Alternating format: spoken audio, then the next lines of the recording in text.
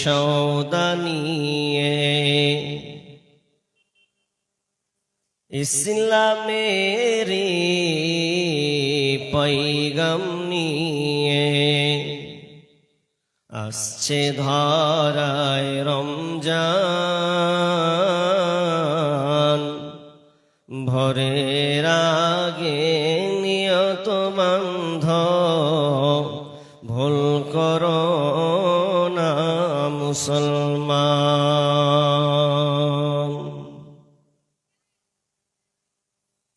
ইসলামেরই পৈগাম নিয়ে আসছে ধরায় রমজান।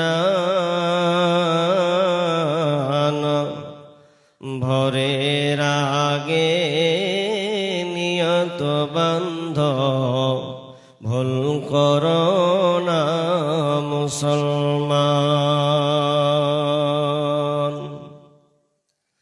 রমজানেরি 30 রোজা, রমজানেরি 30 রোজা, মাপ হবে তোর গুনার বোঝা। মাসুম শিশুর মতন প্রভু জীবন তোমায় করবে দান। ভোরের আগে নিয়ত বান্ধ, ভুল করো না মুসলমান। ভুল করো না মুসলমান।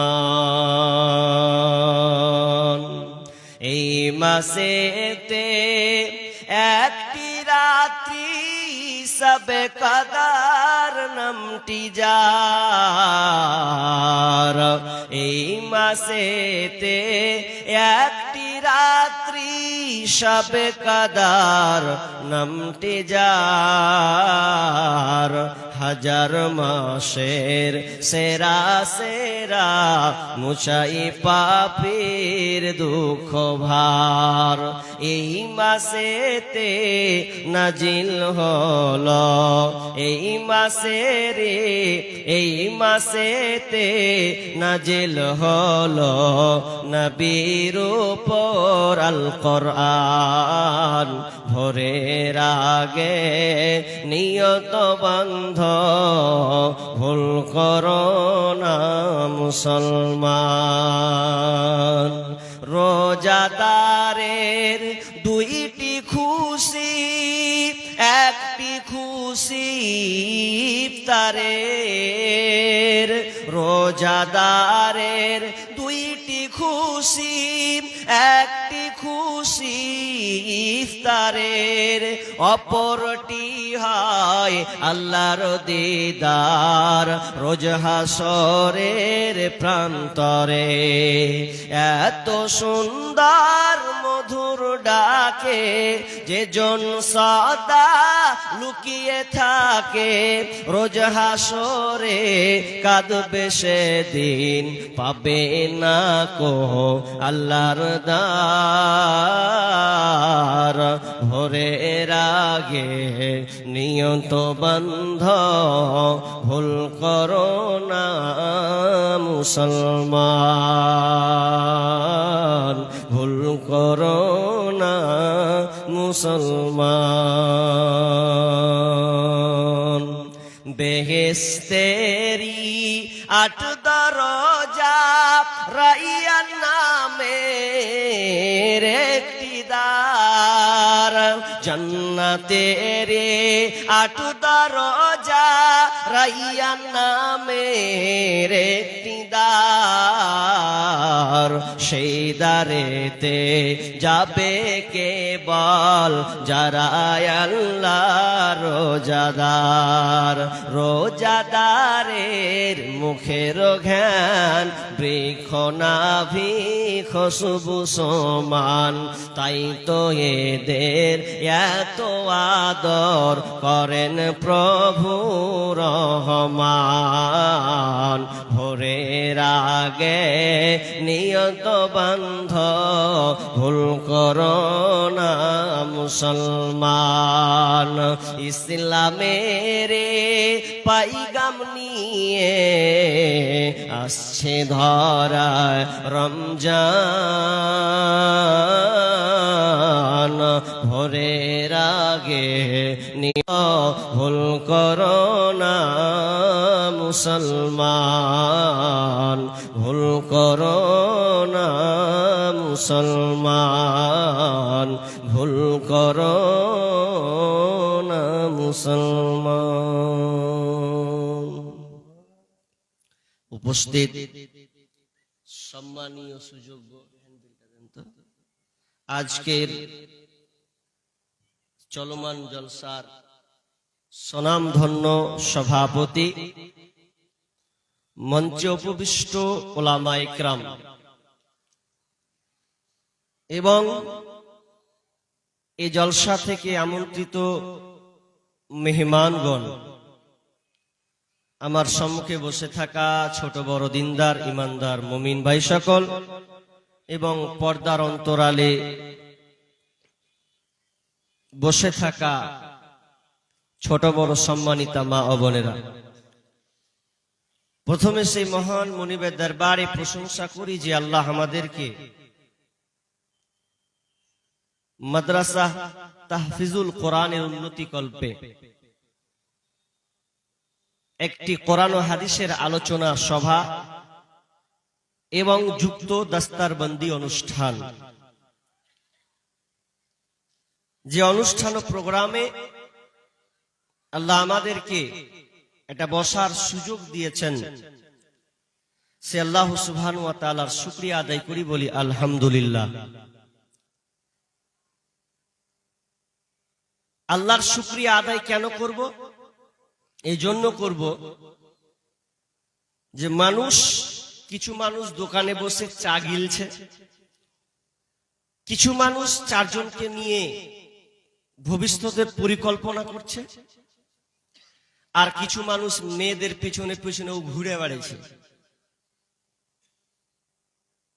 আল্লাহ ওদেরকে এই সুযোগটা দেয়নি, কিন্তু আল্লাহ শুকরিয়া যে আপনারা কিছু লোককে আল্লাহ বেছে বেছে টেনে টেনে এই সামিয়ানার নিচে বসিয়েছেন, যে সামিয়ানাটার এত গুরুত্ব, যেই প্যান্ডেলের তলাতে কোরআন হাদিসের আলোচনা হয় এবং ফেরেশতারা পর্যন্ত এই মজলিসে যুক্ত থাকেন। এরকম একটা মজলিস আমরা বসেছি, এজন্য আল্লাহ সুবহানাহু ওয়া তাআলার শুকরিয়া আদায় করি, আবার বলি আলহামদুলিল্লাহ।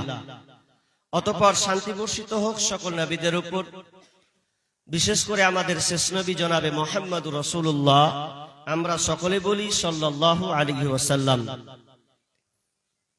সম্মানিত ভাই সকল, সময় খুব সংকীর্ণ, কারণ গুরুত্বপূর্ণ একটা লাইভ কাস্ট আপনারা দেখতে পাবেন। এই প্রতিষ্ঠান থেকে যে ছেলেগুলো 30 পারা কোরআন কমপ্লিট করলো, তাদেরকে মাথায় পাক দেওয়া হবে, আপনারা দেখতে পাবেন। এই ছেলেরা কারা? এই ছেলেগুলোর এমন একটা অবদান আছে, যারা বিভিন্ন জায়গায়, মুর্শিদাবাদ বলেন, আমি কিছুদিন আগে আমাদের বহরমপুরে ওইদিকে তারা গিয়েছিল, আলহামদুলিল্লাহ যথেষ্ট তারা সুনাম নিয়ে এসেছে। এই প্রতিষ্ঠানের ছেলেরা, কয়েকটা ছেলে বিভিন্ন জায়গায় তারা নাম দিয়ে তারা নিজের সাফল্য তারা হাসিল করে নিয়ে আসছে। যেহেতু এই প্রতিষ্ঠানের সঙ্গে অনেক দিনের একটা সম্পর্ক আছে, বিধায় জানি বলে আমি আপনাদেরকে কথাটা শেয়ার করলাম। তো ইনশাআল্লাহ ওগুলো আপনারা দেখতে পাবেন, কি হয় না হয় আপনারা সচক্ষে লাইভ কাস্ট আপনারা দেখবেন নিজের চোখে। আমি যে আজকে এখন এই মুহূর্তে আলোচনা করতে চলেছি, এই বিষয়টি হচ্ছে রমজান মাসের গুরুত্ব এবং রমজান মাসের ফজিলত, রমজান আমাদের কি শিক্ষা দিয়েছে, এ কয়েকটি আলোচনা আমি আপনাদের সামনে রাখার চেষ্টা করছি।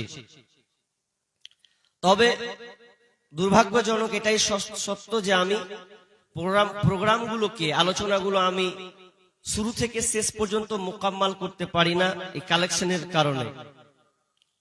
আমি 13 তারিখে ইনশাআল্লাহ আলতাপুর আশেপাশে কোন একটা এলাকায় প্রোগ্রাম আছে 13 তারিখ, ওখানে ইনশাআল্লাহ সম্পূর্ণ ওই বিষয়ের উপরে আলোচনা করব। কিছুক্ষণ আমি আপনাদের সামনে শেয়ার করার চেষ্টা করছি। সামনে আসছে রমজান মাস, আতাকুম শাহরু রমাদান, রমজান মাস সামনে সমাগত, রমজান মাস আসছে। ইসলামের বুনিয়াদ হলো 5খানা, ইসলামের খুঁটি স্তম্ভ কখন বললাম ভাই? 5খানা। জানি না আমরা? জানি তো, এটা জানতে হবে তো। এই 5খানা, বুনিয়াল ইসলাম আলা খামসিন, শাহাদাতি আল্লাহ ইলাহা ইল্লাল্লাহ ওয়া আন্না মুহাম্মাদার রাসূলুল্লাহ ওয়া ইকামিস সালাহ ওয়া ইতাইজ যাকাহ ওয়াল হজ্জ ওয়া সাওমি রমাদান। আর অন্য হাদিসে আছে ও রমজান ওয়া হজ্জাল বাইত, দুইটা হাদিস আছে এরকম। তো 5খানা স্তম্ভের কথা বলা হয়েছে, তার মধ্যে একটা স্তম্ভ যেটা 5টাই মজবুত আমাদেরকে আঁকড়ে ধরতে হবে, যার উপরে যেটা বর্তাবে, তার মধ্যে একটা হচ্ছে রোজা, সিয়াম। এ রোজা বা সিয়াম সবার মধ্যে পড়বে। এখানে গরিব আর ধনী বলে কোনো পার্থক্য নাই। যাকাত হলে গরিব ধনীর পার্থক্য আছে, হজ হলে যার টাকা পয়সা আছে পার্থক্য আছে, কিন্তু নামাজ এবং এই সিয়াম, আমরা যে রোজা বলি, এই রোজাটা হচ্ছে ফার্সি শব্দ। বাংলায় যদি ওর অর্থ উঠান, এর অর্থ হবে উপবাস থাকা। আর সিয়াম এক বচন হচ্ছে সওম, এর বহু বচন হচ্ছে সিয়াম, যার অর্থ হচ্ছে বিরত থাকা, অটল থাকা, অবিচল থাকা ইত্যাদি। সিয়াম কাকে বলে? জি, সিয়াম কাকে বলে? প্রাপ্ত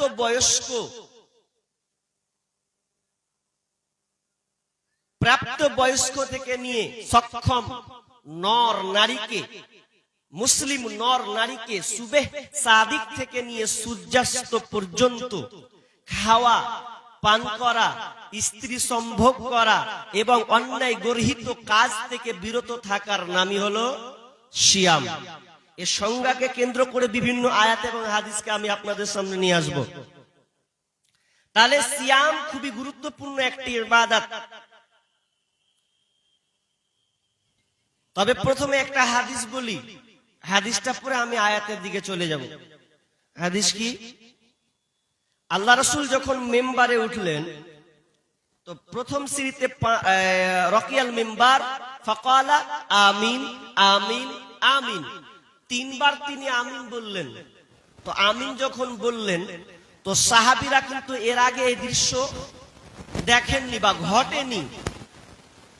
ফাকিলা লাহু ইয়া রাসূলুল্লাহ সাল্লাল্লাহু আলাইহি সাল্লাম, আপনি এরকমটা করলেন, মা কুনতা তাসনাউ হাদা, এর আগে তো আপনাকে এরকম করতে দেখিনি। আপনি যে এরকম পা রাখলেন 3টা সিঁড়িতে, একবার, দুইবার, 3বার, তো 3 জায়গাতে আপনি আমিন বলেছেন, কারণ কি? আল্লাহ রাসূল সাহাবীদেরকে বললেন, আমার এই রকম করার কারণ হলো, যখন আমি প্রথম সিঁড়িতে পা দিলাম মিম্বারে উঠে, তখন ফেরেশতা জিবরিল এসে বলল যে ব্যক্তি রমজান মাসের রোজাকে পেল, রমজান মাসের রোজা পেল, অথচ তার পাপকে মিটাতে পারলো না, পাপ মোচন করাতে পারলো না, ওই ব্যক্তি ধ্বংস হয়ে যাবে। কত বড় বদদুয়া! এটা চারটিখানি ব্যাপার নয়। রমজান মাস পেলেন, কিন্তু রমজান মাস পাওয়ার পরেও আপনি আপনার পাপকে মিটাতে পারলেন না, তাহলে ওই হচ্ছে সবচাইতে দুর্ভাগা, আর ওই হলো ধ্বংসশীল। আল্লাহ রাসূল বদদুয়া দিয়ে দিলেন, আমিনকে গ্রহণ করে নিলেন, জিবরিলের সঙ্গে কথাকে অ্যাকসেপ্ট করে নিলেন। তাহলে কত বড় একটা বদদুয়া! তাহলে তো আমাকে জানতে হবে যে রমজান মাস রোজা রাখবো, তাহলে আমি কি করে পাপটা মিটাবো, তাহলে এটা তো আমাকে জানতে হবে, এই জ্ঞান আমাকে অর্জন করতে হবে। শুধু তাই নয়, দ্বিতীয়বারে যখন তিনি পা রাখলেন বললেন আমিন।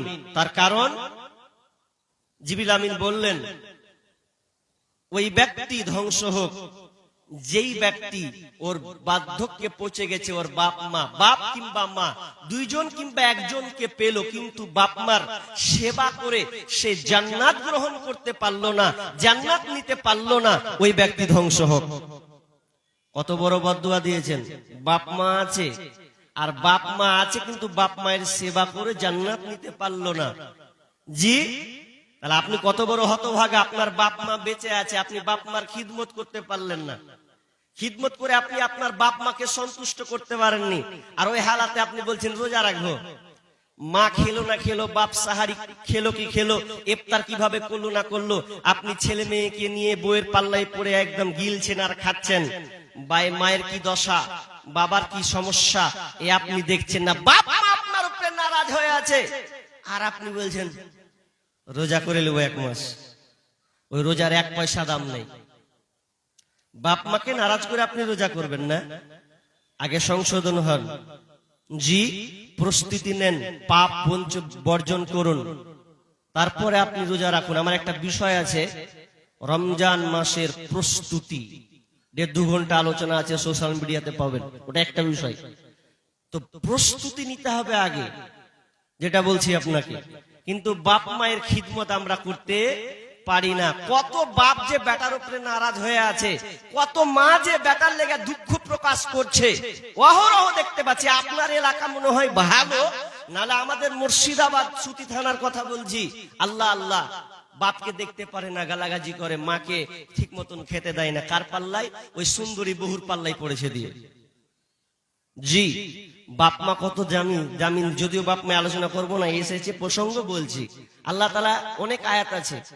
আমি যখন ছাত্র লাইফে একটা আলোচনা করতে গিয়ে সেকেন্ড হলাম, তো ওখানে প্রাইজ দেওয়া হলো মা, একটা বইয়ের নাম হচ্ছে মা।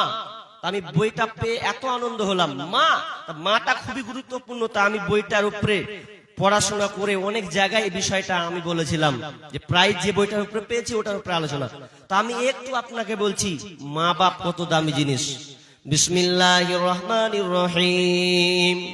ووصينا الإنسان بوالديه حملته أمه وهنا على وهن وفصاله في عامين أن اشكر لي ولوالديك إلي المصير। আল্লাহ রাব্বুল আলামিন সূরা লুকমানের 14 নম্বর আয়াতে আল্লাহ সুবহানাহু ওয়া তাআলা বলছেন, ওয়া ওয়াসাইনাল ইনসানা বিওয়ালিদাইহি হামালাতুহু উম্মুহু ওয়াহানান আলা ওয়াহান।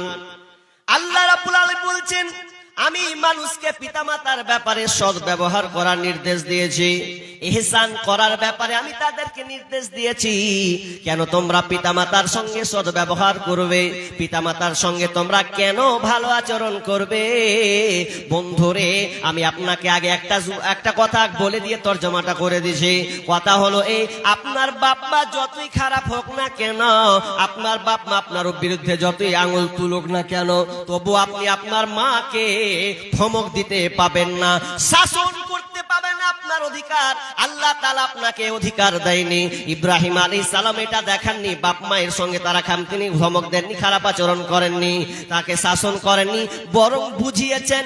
আপনি সন্তান হিসাবে পিতা মাতাকে আপনি বুঝাতে পারেন, মুরব্বি ডেকে এনে বুঝাতে পারেন, তবে আপনার অধিকার নেই যে আপনি সন্তানের মতন মাকে শাসন করবেন। এই অধিকার আল্লাহ আপনাকে দেয়নি। আল্লাহ রাব্বুল আলামিন বলছেন, ওয়া ওয়াসাইনাল ইনসানা বিওয়ালিদাইহি হামালাতুহু উম্মুহু ওয়াহানান আলা ওয়াহান। তোমরা পিতামাতার সঙ্গে ইহসান করবে। কেন ইহসান করবে শুনে নাও। তোমার মা তোমাকে দুর্বলতার উপরে দুর্বলতা